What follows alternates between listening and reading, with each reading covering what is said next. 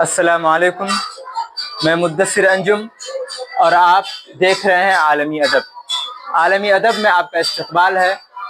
آج ہم پڑھنے والے ہیں بہار بورڈ کے جو اردو کا کلاس ہے، پہلا چیپٹر آج ہم لوگ پڑھیں گے حمد کے بارے میں۔ تو آئیے شروع کرتے ہیں۔ سب سے پہلے ہم لوگ جانیں گے کہ حمد کسے کہتے ہیں۔ حمد کے لغوی معنی ہیں خدا کی تعریف۔ حمد کے لغوی معنی خدا کی تعریف کے ہیں۔ حمد کے لغوی معنی خدا کی تعریف کے ہیں۔ اب حمد کسے کہتے ہیں، ہے نا؟ اردو کی اصطلاح میں، اردو شاعری میں حمد کسے کہتے ہیں جاننے کی کوشش کریں گے۔ کہتے ہیں جس نظم میں اللہ تعالیٰ کی تعریف و توصیف بیان کی جائے اسے حمد کہتے ہیں۔ اسے حمد کہتے ہیں۔ جس نظم میں اللہ تعالیٰ کی تعریف و توصیف بیان کی جائے، اللہ کے بارے میں ذکر کیا جائے، اللہ رب العزت کی تعریف بیان کی جائے، ان کی صفاتوں کا ذکر کیا جائے، اسے حمد کہتے ہیں۔ دوسرا پوائنٹ ہے ہمارا نعت۔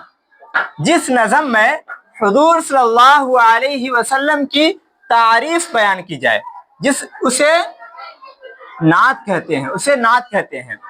جس نظم میں خدا کی تعریف کی جائے گی اسے حمد کہیں گے، اور جس نظم میں حضور صلی اللہ علیہ وسلم کی تعریف بیان کی جائے گی اسے نعت کہیں گے۔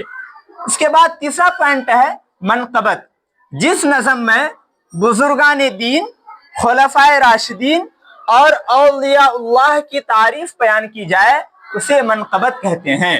منقبت میں بزرگان دین کی تعریف بیان کی جائے گی، خلفائے راشدین کی تعریف بیان کی جائے گی اور اولیاء اللہ کی تعریف بیان کی جائے گی۔ اگر ان کی تعریف بیان کی جائے تو اس نظم کو منقبت کہیں گے۔ اس نظم کو منقبت کہیں گے۔ اس کے بعد ہے قصیدہ۔ جس نظم میں کسی بھی شخص کی تعریف بیان کی جائے، جس نظم میں کسی بھی شخص کی تعریف اور ان کی اوصاف حمیدہ بیان کی جائے اسے قصیدہ کہتے ہیں۔ اسے قصیدہ کہتے ہیں۔ تو یہاں پہ 4 پوائنٹ ہم جانے۔ پہلا کہ حمد جس میں اللہ تبارک و تعالیٰ کی تعریف بیان کی جائے، نعت جس میں حضور صلی اللہ علیہ وسلم کی تعریف بیان کی جائے، منقبت جس میں بزرگان دین، خلفائے راشدین اور اولیاء اللہ کی تعریف بیان کی جائے، قصیدہ جس نظم میں کسی بھی شخص کی اوصاف حمیدہ بیان کیا جائے اسے قصیدہ کہتے ہیں۔ اب آگے ہے شبنم کمالی۔ چونکہ 10th کی بک میں شبنم کمالی نے ایک نظم لکھا ہے، حمد لکھا ہے، جس کا نام ہے حمد خدا عز و جل۔ تو پہلے شبنم کمالی کے بارے میں ہم لوگ جاننے کی کوشش کریں گے۔ تو شبنم کمالی کا تعلق ریاست بہار سے ہے۔ ممتحن پوچھ لے گا کہ بتائیے کہ شبنم کمالی جو آپ کے نصاب میں ہے ان کا تعلق یا ان کی پیدائش کہاں پر ہے؟ تو جواب دیں گے ہم کہ ان کی پیدائش بہار میں ہوئی تھی، ہے نا؟ اب دوسرا پوائنٹ ہے کہ ان کا اصل نام مصطفیٰ رضا ہے۔ عام طور پر جو بھی جن لوگوں کے بارے میں بھی ہم پڑھتے ہیں تو ان کے بارے میں ان کا اصل نام، ان کا تخلص، ان کی پیدائش، جائے پیدائش کے بارے میں ممتحن ہم سے پوچھتا ہے۔ تو سب سے پہلے ہم یاد رکھیں گے ان کا اصل نام کیا ہے؟ مصطفیٰ رضا ہے۔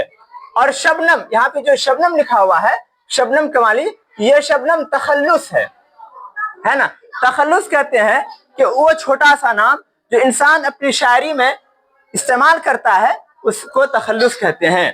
ان کی پیدائش 22 جولائی 1938 عیسوی کو پوکھریرا ضلع سیتامڑھی میں ہوئی، ہے نا؟ پیدائش اگر پوچھیں گے تو سن یاد رکھیں گے 1938، ڈیٹ یاد رکھیں گے 22 جولائی، اور کس ضلع میں ہوئی؟ سیتامڑھی میں ہوئی۔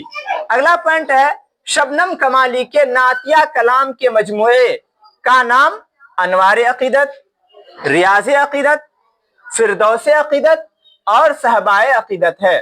صحبائے عقیدت ہے نا؟ یہ کتاب ان کی ہے، انوار عقیدت، ریاض عقیدت، فردوس عقیدت اور صحبائے عقیدت۔ ان کی کتابوں کا نام بھی یاد رکھنا ہے۔ کبھی کبھی ممتحن کیا کرتے ہیں، کتاب کا ایک نام ڈال دیتے ہیں اور پوچھ لیتے ہیں کتاب کن کی ہے، اور کبھی کیا کرتے ہیں مصنف کا نام ڈال دیتے ہیں اور پوچھتے ہیں کہ ان کی کون سی کتاب ہے۔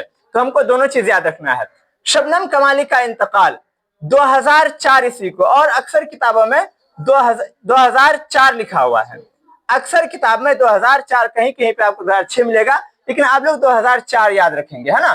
شبنم کمالی کا انتقال 2004 عیسوی کو ہوا۔ شبنم کمالی کی نظم حمد خدائے عز وجل, حمد خدائے عز وجل ہمارے نصاب میں شامل ہے نا. کبھی کبھی پوچھ لیتا ہے ممتحن, یہ بتائیے کہ آپ کی کتاب میں شبنم کمالی کی کون سا حمد شامل ہے؟ تو حمد کا نام یاد رکھیں گے, حمد خدائے عز وجل, ہے نا, یہ یاد رکھیں گے. یہ کچھ پوائنٹ تھا جو ہمارے نصاب میں شامل تھا.